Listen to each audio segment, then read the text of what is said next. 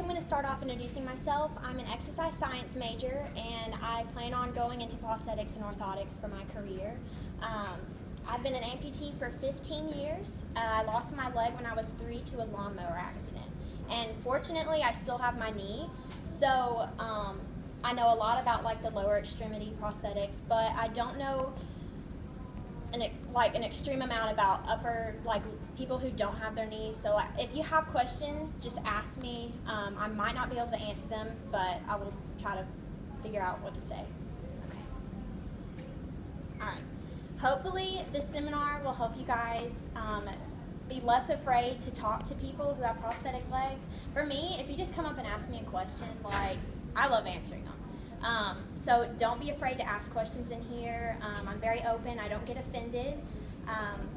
But for other people who have prosthetic legs, they might still be,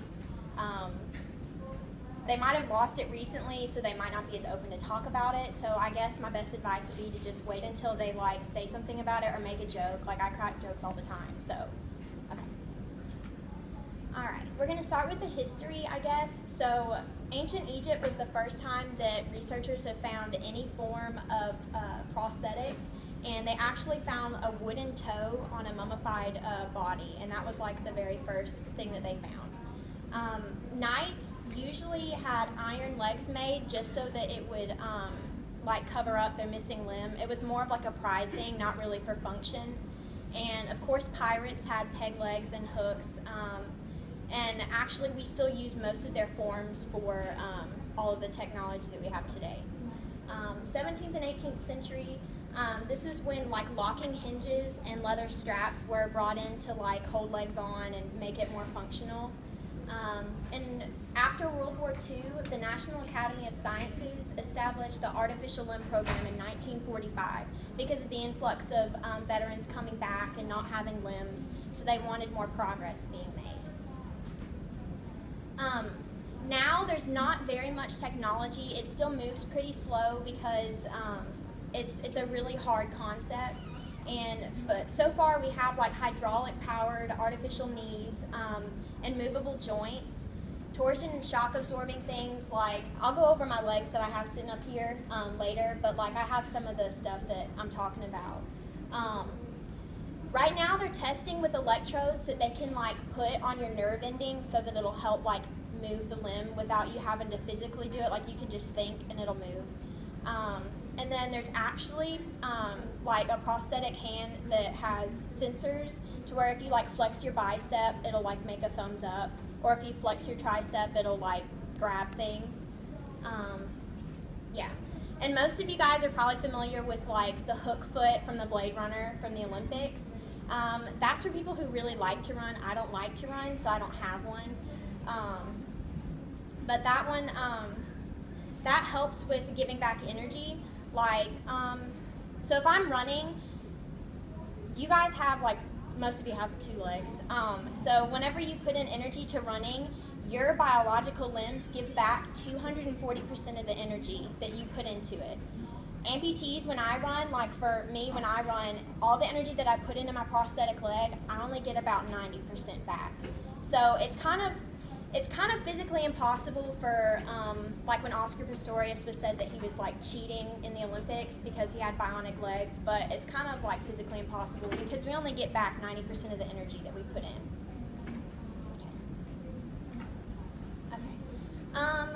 Reasons for being an amputee, of course there's like birth defects where people are just born without them, but then also people lose it from cancer, like bone cancer, and then there's leprosy, of course. Diabetes, if you're not taking care of what you need to be doing, you can have nerve damage and no blood circulation will get down to your leg, so they have to like amputate it. And then there's trauma, and that's how I lost my leg. So it's more of like just freak accidents where it happens and they have to take care of it. Okay, so there's amputations, which for legs there's below the knee, which is what I have, to where I still have my knee, and then there's above the knee where people don't have their knees. They do surgeries for like limb to prosthetic efficiency. Like now that there's sterile environments, we're able to like take our time with amputations, and make sure that it'll fit better in a prosthetic. But for traumatic amputations like mine, the doctors are more worried about just closing up the wound and making everything okay so they don't die from blood loss. So they really don't have enough time to actually make it more efficient. Okay. So now, these are like the most basic parts of prosthetic legs. And I have all my legs up here. They all have different names because there's 4 of them. This is my swim leg, and it's basically just a pylon, which is just like a metal tube, which is the pylon. And then this is called a sleeve, and it basically just like holds it on your leg, and it's kind of a gel material, so it's a little bit stickier. And that one's just basically the metal pole in the foot so I can get it wet and not have to worry about anything. My everyday leg is similar to that, but it has a different foot on it because it's super flexible and it's easier to walk in, and it rolls. And I have Velcro on here because I can't hold my flip-flops on, so I have to like Velcro it. So I flip, I don't flip-flop. This is my sports leg, and it has a sleeve as well, but this one is the one that has the most gadgets on it. This is a carbon fiber shell to cover and protect it because I play volleyball, and I have cracked it one time. It's really hard to do that, but this one has the torsion and shock absorber on it, which is this ball thing right here. So it shock absorbs, and then torsion means I'm not strong enough to do it, but it allows for my foot to do this, so that whenever I'm diving for a ball, it'll kick out to the side instead of dragging my toe. And then this is a LimLogic vacuum pump. And it sucks all the air, when I put it on, it sucks all the air out so that it stays really tight under my leg, and it makes it really light. Is there any questions about this? Okay. Do you feel impaired? No. Okay, for me, since I lost my leg at a young age, I learned how to walk on these. I never had to go through depression of losing something. I never knew what it was like to have 2 legs. So when I play volleyball, it's basically like me just playing volleyball. I don't know any other way to do it. So I don't feel impaired. Is there any other questions? Oh, this is my Barbie leg. Okay, it has fake skin on it, and it allows me to wear high heels for up to 3 inches. It's one of my least uncomfortable legs because beauty is pain, girls. It is. But my sports leg is my most uncomfortable. But this one, it kind of looks a little bit realer, and it has it maybe just looks like I have a knee brace on. I actually fool a lot of people. I'm surprised. But, okay. All right, and I have a few interesting facts.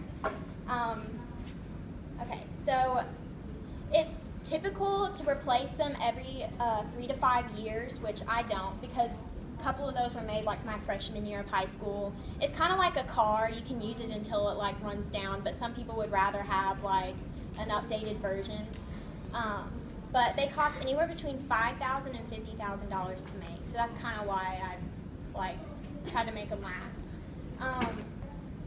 Some people still have nerve endings in their legs like me, so when they were trying to sew me up and everything, they just pushed everything up and sewed me up. So I still feel my toes, so I can wiggle my toes even though they're not there. And that kind of goes along with ghost pains. If any of y'all heard what ghost pains are, or phantom pains, it's when amputees feel I would say, oh, my ankle hurts, but I don't have an ankle. It's kind of it's like ghost pains, but I don't really have those because I didn't have a long time to experience my real leg. It actually, for younger people who have had amputations, it doesn't take long to recover. My accident happened on June 9th of '99, and by that Halloween, I was trick-or-treating as a ballerina. It was only a couple months. It doesn't take that long. Okay, there's different kinds of places where you can get them made, mom and pop shops and clinical medical facilities. I go to mom and pop shop back home, but I've been job shadowing here at the Hanger Clinic, and it's more of a doctor's facility, and it's very different. I was going to explain the other way. So if I didn't have a traumatic injury, they would have most likely, for like diabetics who get their legs amputated, what they do for the amputation is they start cutting as low as they can to the ankle, and they cut up until they actually get blood flow, and that's where they know they can make the amputation. So they cut it kind of diagonally so that they can keep a lot of the calf muscle, and after they do that, they pull the calf muscle up around the leg so that it gives more cushion. I don't have that, so sometimes I get a little bit more sore than everybody else, but it just makes it easier for them, and it makes it better to fit in a prosthetic. Are there any other questions? Yes.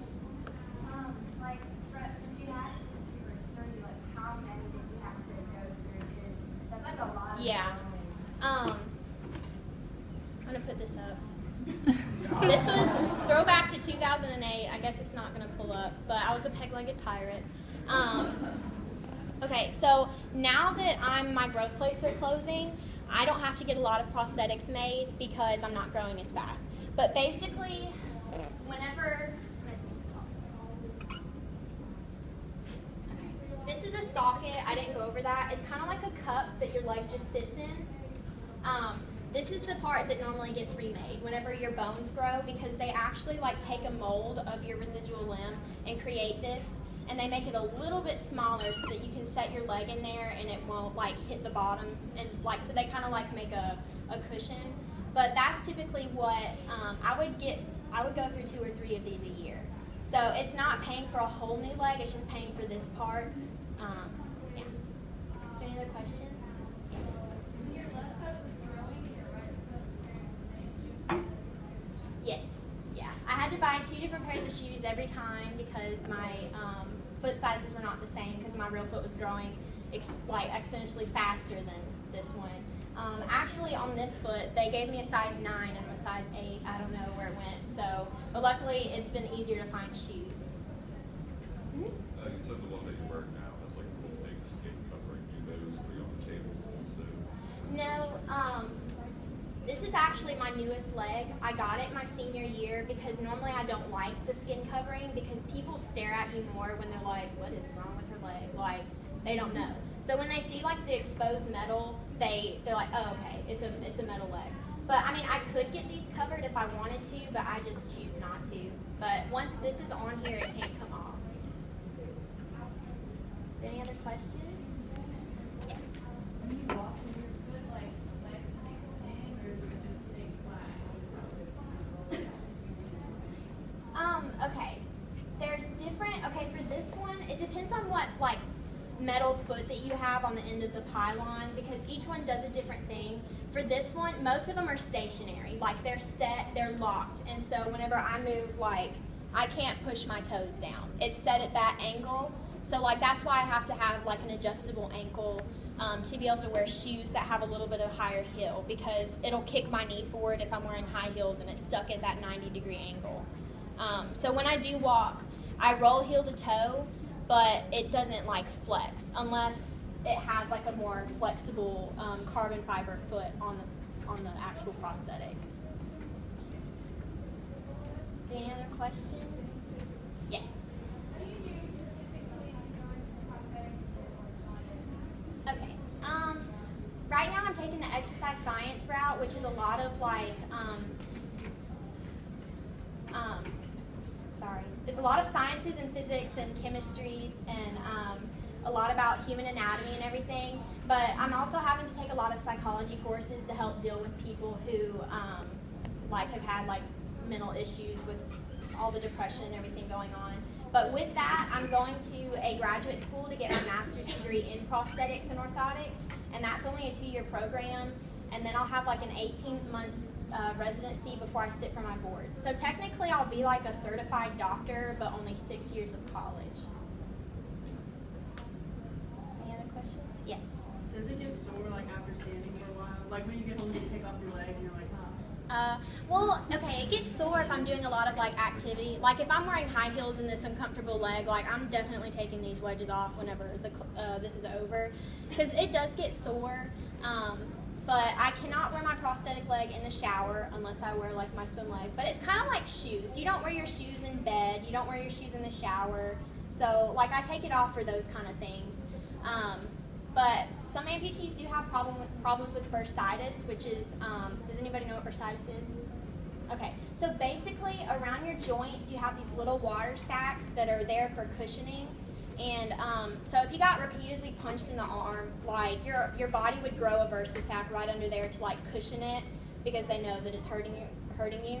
Amputees get them at the end of their like limbs. So I have one at like the very bottom, so it's there to cushion. And bursitis is when you like rupture those and you bleed into them and they swell up.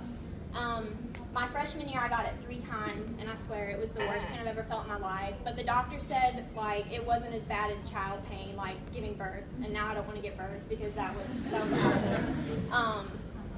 I had it 3 times, but basically it was because I kept like pushing myself over the limit. Like I knew when I needed to stop, but I guess I was just trying to prove myself to the volleyball coaches that I could like keep up and everything. So, but after that, it takes like 3 weeks recovery, and most of the time I couldn't even wear my leg because my leg was so swollen. Is there any other questions? Yes. How long does it take you to take your leg off completely? Oh, it takes like 5 seconds. Like, I just have to like roll down this and like take my leg out of it and like put it into another one and roll the sleeve back up. It doesn't take that long.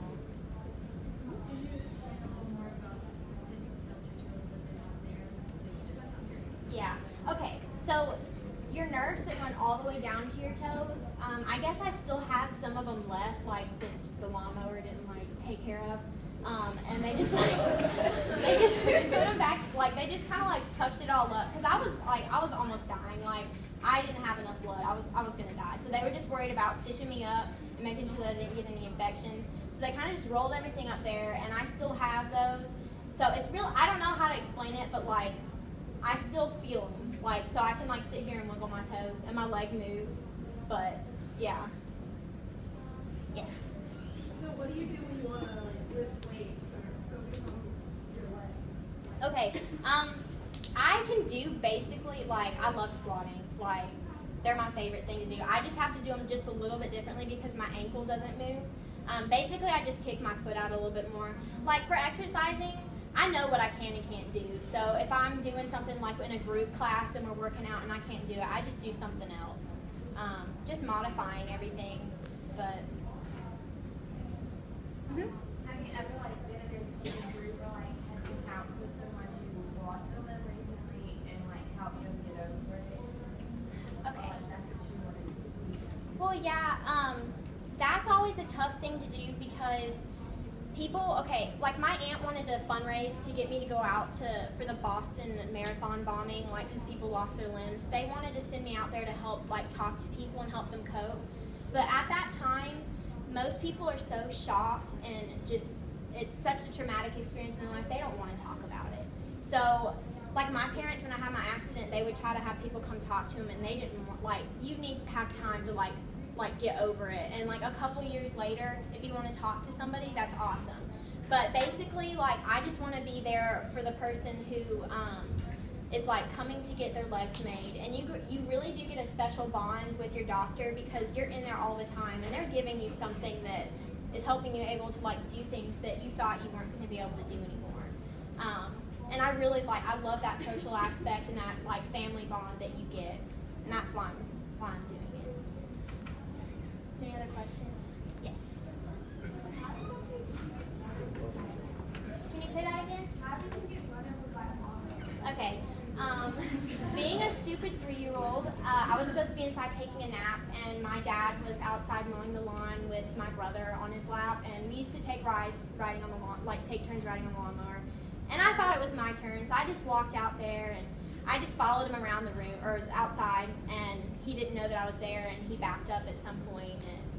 But I remember everything. That's the weird thing. It's like flashbulb memory. I can remember everything that happened when I wasn't in shock. So, like, as soon as I hit the grass, like, I blank out. I don't know what happened. But then, like, everything after that, I did not cry a single time that whole day. I actually got to meet a male nurse that came to my school that I had no idea.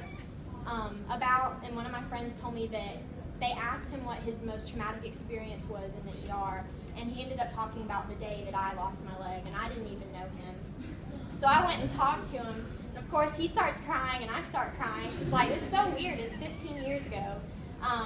But basically, he was in shock because everybody that was working on me, they were crying. And I was just sitting there smiling, just watching them like clean me up, like making sure that I'm like not bleeding out. And he just said that was crazy for him because he had a daughter that was my age, blonde hair, blue eyed, and it just really made him realize how scary that kind of stuff is.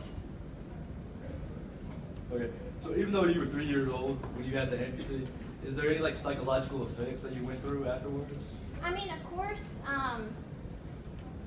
everybody always feels like I felt different growing up, and it took me a while to really like understand that people were staring at me because it was cool and not because I was weird.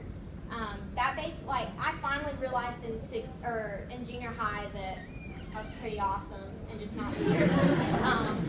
But growing up, like, this is my first high heel leg, like, so I never got to wear high heels like a normal girl. So of course I've had those ups and downs where I didn't feel like I was good enough or like couldn't do things that everybody else could. But being so young, I never had to deal with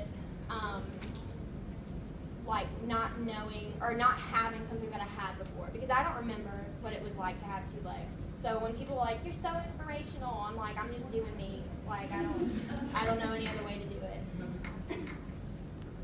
Yes. How was your family afterwards? Like, I'm sure they were very supportive and continue to support you. Yeah. My dad, since he was the one that actually backed over me, I have a super close relationship with him now. Like, it's unbelievable. But after that happened, he's a pilot, and he wasn't able to fly for 3 months because they wanted to make sure that he had counseling and everything, because they didn't want him to try to commit suicide by like crashing the plane or anything. My dad doesn't really talk to me about it that much. I like talking about it because for me it's made me who I am today, and I think it's cool to understand everything that happened, but my parents don't like talking about it because that was one of the hardest times of their life when they thought they were going to lose me. But I really do have a close relationship with my younger brother, who was thrown off the lawnmower whenever, like, he was thrown on the ground when my dad realized what was happening. But he's like the best thing that's in my life right now. Like, I love my brother. He supported me even though he was only 2. Anytime that I had like gauze changing or anything, he would be laying on the bed holding my hand and just and he's continued to be that way my whole life. Like, him and my dad are walking me down the aisle when I get married. Like, I love him. Any other questions? Yes.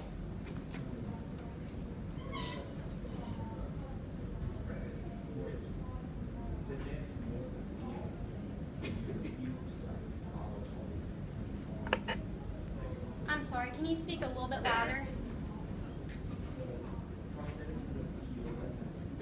Very quickly advanced.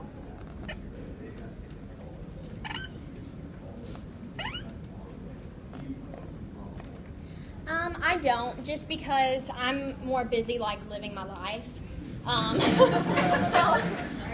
If I go in and my doctor's like, "Oh man, they got this new thing, we want you to try it out." That's basically how I have like all these like cool little gadgets, is because they the companies that are creating them need somebody like test subjects to like, and they know that I'm active and I'll wear them out. So like they give them to me for free to try, and basically afterwards I just get to keep them. But I mean, it's cool to learn about. So like whenever I did stuff for this and research papers last year for high school, like I really got to learn about all that. But arms are advancing a lot faster than legs are at this point. I was gonna show. For above the knee amputees, so they don't have their knee, so this like gadget right here, this is like the one thing that people are trying to advance at this moment. Like, this is the one thing that they're working on. It's piston based, and sometimes there's hydraulics. There's 2 different ones.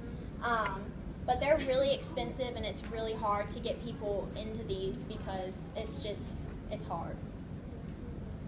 Mm-hmm. So when people have an amputation where it's above the leg, or say like this part of the arm or something like that, is hydraulics that helps them make it? For arms, it's different because they're trying to do that, the neurological, or not neurological, but the nerve endings stuff with that.